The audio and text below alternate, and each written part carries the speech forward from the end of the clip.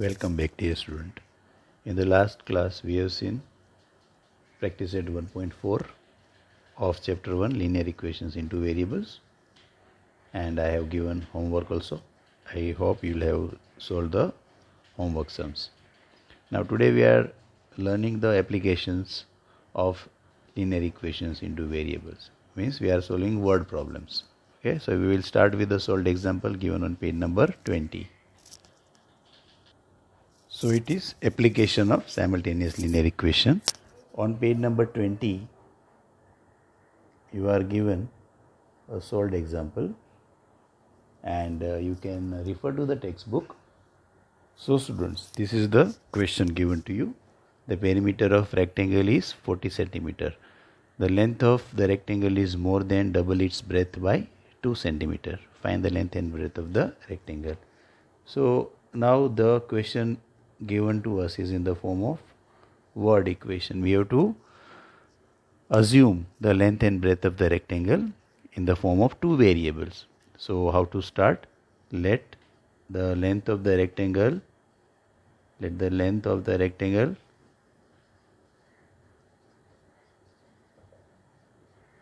be x centimeter and the breadth be y centimeter and the breadth be y centimeter. So after assuming length and breadth by the first condition, so we write from the first condition, what is the first condition given to us? That the perimeter of the rectangle is 40 centimeter. Now you know the formula of perimeter of rectangle, twice length plus breadth is perimeter. So that's why we can write perimeter is 40 centimeter. This is the formula for perimeter. If you solve it, we get 2x plus 2y is equal to 40. If you divide each term by 2, or if suppose you have directly carried 2 to this side, so it would be x plus y is equal to 20. So what we have to write? Divide each term by 20.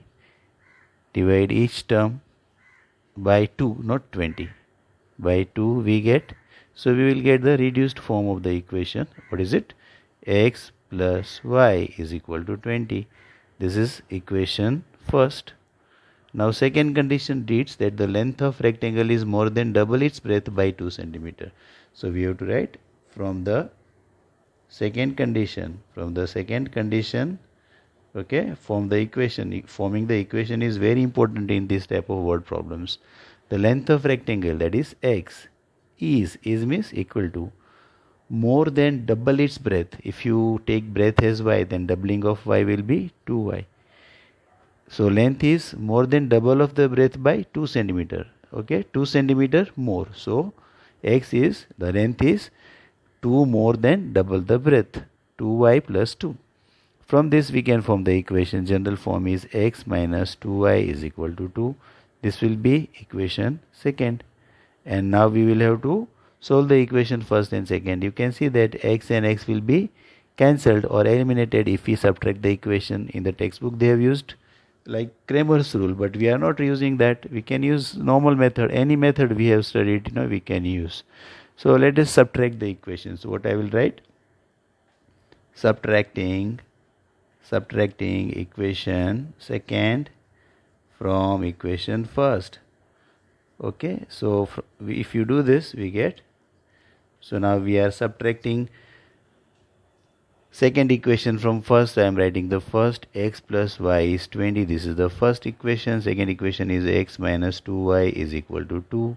Now as I am subtracting, what I am getting is the sign of all the terms of second equation will be changed. X is minus x, minus 2y is plus 2y, and plus 2 is minus 2. So we can now cancel. Y plus 2y becomes 3y and 20 minus 2 becomes 18. So what is y equal to? Y is equal to 18 upon 3, and that is equal to what? Y is equal to 18 upon 3, that is equal to y is equal to 6. Okay, I think so you are not able to see this. I am just shifting it. So yes, you are getting now. Y is equal to 18 upon 3, that is equal to 6. Okay. So like this we can get value of y. Now to get the value of x, I will remove this so you will be able to see it clearly. So substituting the value of y in equation, first we get x plus y is equal to 20 is the first equation, y we got 6 earlier. So x plus 6 is 20, therefore x is equal to 20 minus 6, which is equal to 14. Thus we get value of x and y. X is 14, y 6. X stands for the length of the rectangle, whereas the y stands for breadth of the rectangle. Therefore finally we write that the length of rectangle is equal to 14 centimeter, and the breadth is equal to 6 centimeter. This is how we have to solve the sum. Okay, we have solved first sum, solved example on page number 20. Now we will solve the next sum, that is sum number 3, okay, on page number 23. So students, on page number 23 of your textbook, this sum is given. It's a solved example. A boat travels 16 km upstream and 24 km downstream in 6 hours. The same boat travels 36 km upstream and 48 km downstream in 13 hours. Find the speed of water current and the speed of boat in still water. Okay, this is a very important sum. Okay, so you must do this sum, you must practice this sum and understand the concept of upstream and downstream. Okay, when a boat is traveling against the current of water, then it is called as traveling upstream. And if the boat travels in the direction of the water current, you are shown in the picture in the textbook, okay, upstream and downstream. So when the boat travels in the direction of the current, along with the current, then it is called as traveling downstream. Understand? So these conditions are given. Okay, now how will you assume? We are asked to find the speed of water current and the speed of boat in still water. Okay, so we have two things to assume. One is x, other is y. Now what is x and what is y? So here we go. Let the speed of boat in still water be x km per hour. Assuming that water is not moving, then boat is moving with x km per hour speed. And we assume that if water moves, then it moves with speed of y km per hour. Okay, now suppose this is the stream and the water moves in this direction.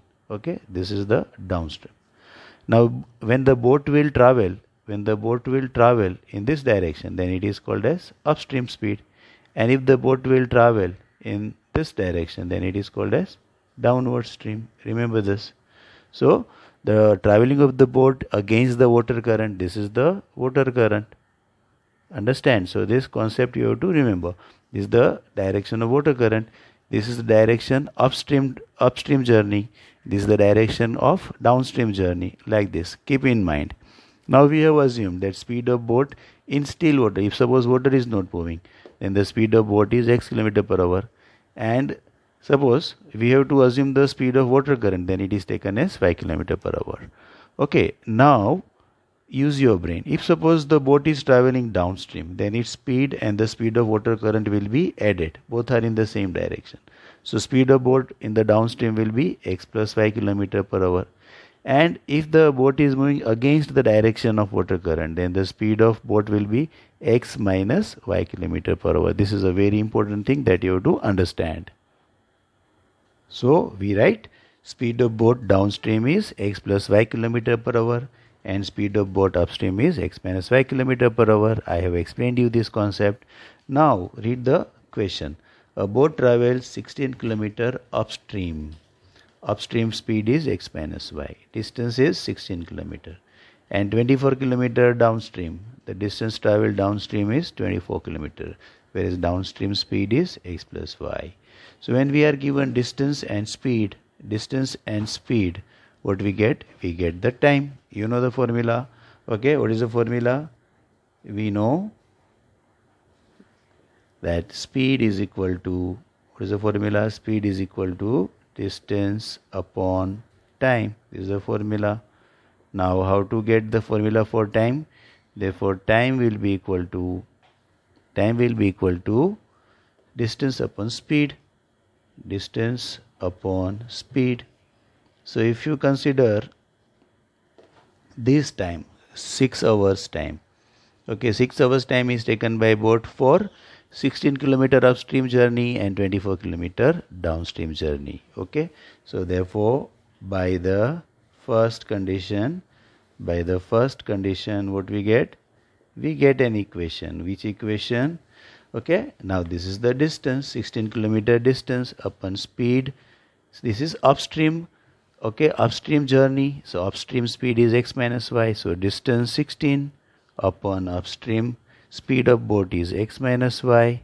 This is time. Okay, distance upon speed gives you time. Time for upstream journey plus downstream journey. The distance covered in the downstream journey is 24 km. 24 km at that time the speed of the boat is x plus y. So I will write x plus y. But this is the time for downstream journey. This is the time for upstream journey. Total time taken by the boat for this entire journey is 6 hours. So sum of the two time is 6. This is the first equation that we get. Okay, this is equation number first. Similarly, by the second condition, right? Similarly, by the second condition, what we get? You can think about in your mind about this condition in your mind. What is it? You can see that the same boat travels 36 km upstream. So distance 36 km upon, this is upstream journey. So upstream speed is x minus y plus 48 km downstream. So 48 km is the distance, whereas downstream speed is x plus y. So both these times, this is the time we got, okay, for upstream journey and for downstream journey. But the total time, for both this journey is 13 hours. This is equation second. So we got these two equations and we know now we have to solve this equation. Now if you recall all the lectures we have seen earlier, that these two equations are the equations which we have seen in practice set 1.4, special type of equation. Okay, they are not linear equation, but we have to convert them into simultaneous linear equations and we have to solve. You know what to do. Okay, we are I will remove this part and I will show you how to solve these equations. So let's assume, okay, now let us replace 1 upon x plus y as m, okay, or equal to m, and 1 upon x minus y is equal to n. Okay, no issues. First x minus y is there, x plus y is there later, but we can take anyway. This can also be taken as n and this can be taken as m. Okay, it depends on how we choose. Let us replace 1 upon x plus y as m and 1 upon x minus y as n. Therefore the equations will be, equations first and second will be as follows. Okay, they will be now modified. This will become 16n because 1 upon x minus y is n. So we have 16n plus 24m is equal to 6. Okay, this is first equation only. Understand? We can even number it as equation number 3. And what is the second equation? What will be the second equation like? It will be 36n plus 48m is equal to 13. This is actually second equation, but we will number it as equation number 4th. So like this we got these two equations. Now we will solve this equation and find the values of m and n. After that we again put m as 1 upon x plus y and n as 1 upon x minus y and further solve. Okay. Now these equations we have to solve. Let us use the method of elimination. We will eliminate any of the two variables n or m. If I reduce equation number 4, okay, by dividing each term by 2, I will get this equation as 36n divided by 2 is 18n plus 24m is equal to 13 by 2. Okay, so what will happen? I will be able to eliminate variable m. So what I will be doing is dividing equation number 4, okay, by 2, we get. On the contrary, you could have even multiplied equation 3 by 2, so you will also get 24m turned into 48m. Anything you can do. Okay, do not get confused. Your mind should be clear. You are going to remove any of the two variables, m or n. Understand? That is the main intention. So what I am doing is I am reducing equation 4 by dividing it by 2. So what we get? 36 divided by 2 is 18n. This is plus 24m is equal to 13 by 2. Don't get horrified if you get a fraction. Okay, this is equation number 5th. Okay, we can give the equation number in serial order. Okay, serially. So this is 13 by 2. Now if I subtract equation 5 from equation number 3, the variable m will be eliminated. So what I have to write is subtracting equation 5 or 5th from equation 3rd. Okay, we get, now equation 3rd I have to write, third equation is this, 16n plus 24m is equal to 6. The 5th equation is 18n plus 24m is equal to 13 by 2. Okay, so now as we are subtracting, change the sign of all the terms in the second equation because we are minusing the second equation. 16n minus 18n becomes minus 2n. This gets eliminated as we decided. 6 minus 13 by 2, how to do? See, I am showing here. 6 minus 13 by 2 is actually 6 to the, if I take 1 in the denominator of 6 and cross multiply. So, or I will make, denominator of this is 2. So I have to multiply here by 2 and here by 2. So it will be 12 upon 2 minus 13 upon 2, which is equal to 12 minus 13 upon 2, because the same denominator is there. So minus 1 upon 2, 1 upon 2. So this is equal to minus 1 upon 2. So if I take n and cancel this negative sign from either side, then n will be equal to 1 upon, this 2 will multiply with 2 here. Therefore value of n is 1 upon 4. This is how we get the value of n. Once we get the value of n, we can get the value of m by substituting value of n in any of the equations, third or fourth. Okay, so I am substituting n equal to 1 upon 4 in equation 3. Okay, 16n is 16 into 1 upon 4 because n is 1 upon 4 plus 24m equal to 6. 4 4s are 16. So this 4 into 1 is 4, which is shifted to this side. So 24m is equal to 6 minus 4, that is equal to 2. So what is m equal to? M will be equal to 2 upon 24. Therefore m will be equal to 1 upon 12. This is the value of m and this is the value of n. Now further, how to solve? So we have n is 1 upon 4 and m is 1 upon 12, and we know that m is actually 1 upon x plus y and n is 1 upon x minus y. So therefore, what you would write? Therefore 1 upon x plus y is equal to m. M is 1 upon 12, so is equal to 1 upon 12, and 1 upon x minus y is equal to n. N is 1 upon 4. So I have 1 upon 4. Okay, and then what I have to do is I can cross multiply. I will get two more equation. X plus y is equal to 12 and x minus y is equal to 4, because if you cross multiply, okay, anything multiplied by 1 is the same thing. Okay, this is the new equation number 6th, and this is the equation number 7th. Now it's very easy to solve this. If you add equation 6 and 7, y will get eliminated. So what we write is adding equations 6th and 7th. 6 and 7th we get 6 and 7th we get. Okay, so we are adding x plus y is equal to 12, x minus y is equal to 4, on adding this equation, y gets eliminated. So I have 2x is equal to 12 plus 4 is 16. And if 2x is 16, then x is equal to 8. And then if you substitute value of x is equal to 8 in equation 6 or 7, we get y. So what you have to write? Substituting x is equal to 8 in equation 5th. So what I will get is we get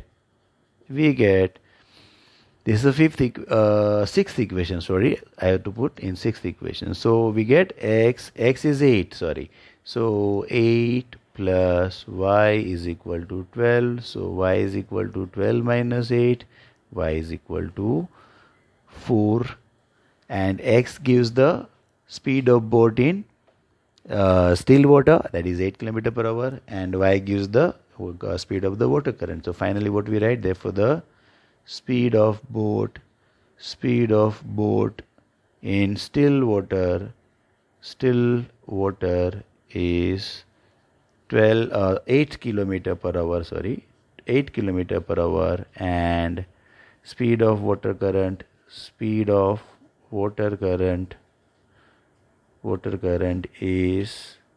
4 km per hour. This is how we have to solve this.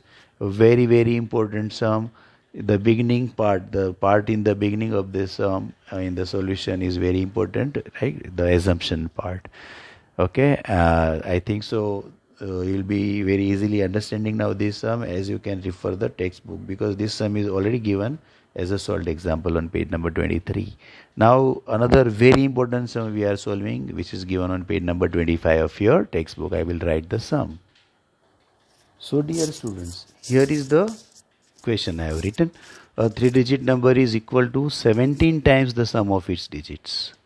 If the digits are reversed, the new number is 198 more than the old number. Also, the sum of extreme digits is less than the middle digit by unity. Find the original number. Very important sum it is.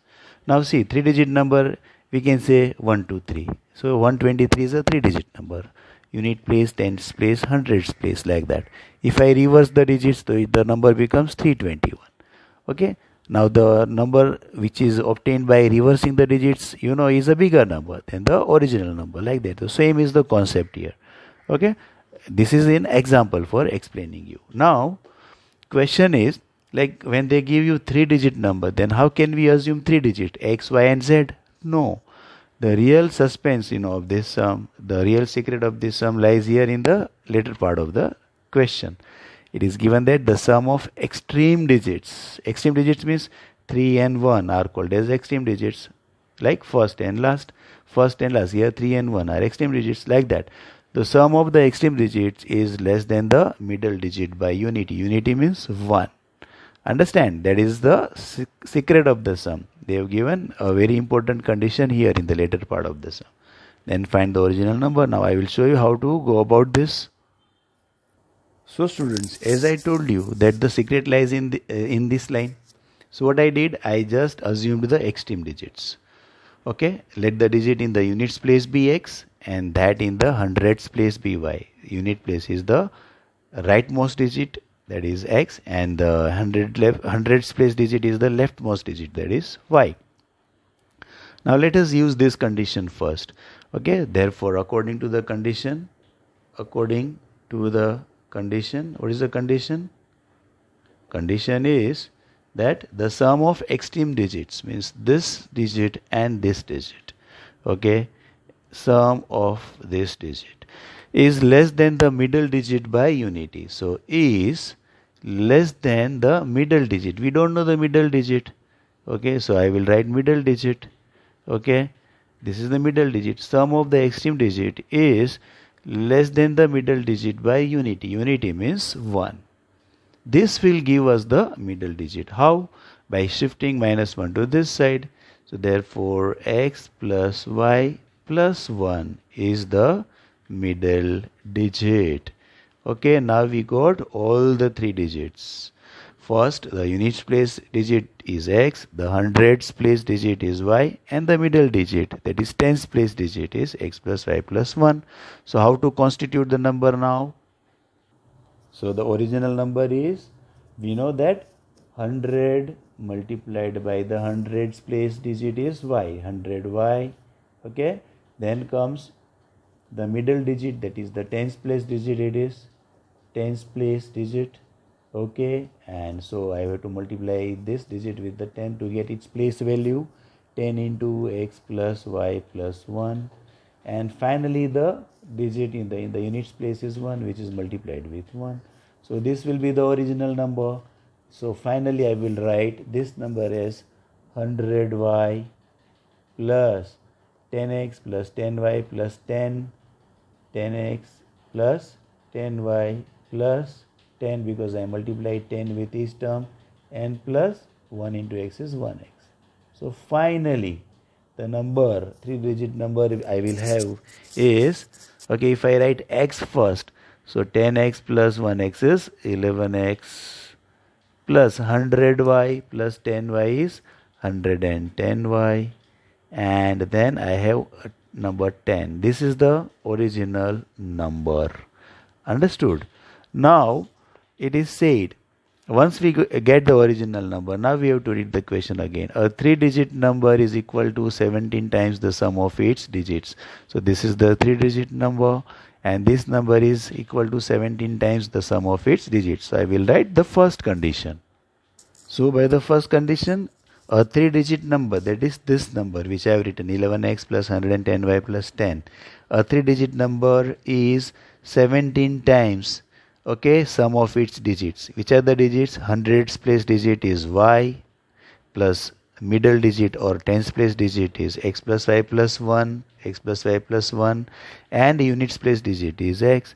So a 3-digit number is 17 times the sum of its digits. From this we will get the first equation.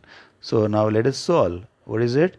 11x plus 110y plus 10 is equal to 17. Inside bracket I will write x plus x 2x plus y plus y 2y plus 1. So for further solving, 11x plus 110y plus 10 is equal to 34x plus 34y plus 17. 17 multiplies with all the terms. Finally, on arranging the terms, I will get the equation 34x minus 11x plus 34y minus 110y plus 17 minus 10, and nothing is left here because I shifted all the terms here, so that is equal to 0 here. And finally the equation will be, so it will be 34x minus 11x is 23x positive, plus 34y minus 110y is, this is a bigger number, from small we are subtracting big, so we get negative 76y is equal to 17 plus minus 10 is plus 7, but I shifted it to the other side, so I think so it will be minus 7. Yeah, this will be minus 7. So this is our equation first. Now we read the second condition. Second condition is, if the digits are reversed, the new number is 198 more than the old number. Let us now frame the another equation. Please remember the first equation, okay? I will remove this part. I think so you understood this. And reversing the digits means units place digit will go to the hundreds place. Hundreds place digit will come to the units place, whereas the middle digit will remain the same. I had shown you in the beginning, 123 becomes 321, like that. That is called reversing the digits. Therefore, by the second condition, I am reversing the digits, okay? The digit in the units place was, 1 minute, we'll have to check earlier. Yes. So in the 100 place now this digit will come, because earlier x was in the units place and y was in the hundreds place. So now by reversing the digits, the unit place digit will be coming in the hundreds place. So to get the place value of that digit will be 100x. Okay. So and we are getting the number by reversing the digits. 100x plus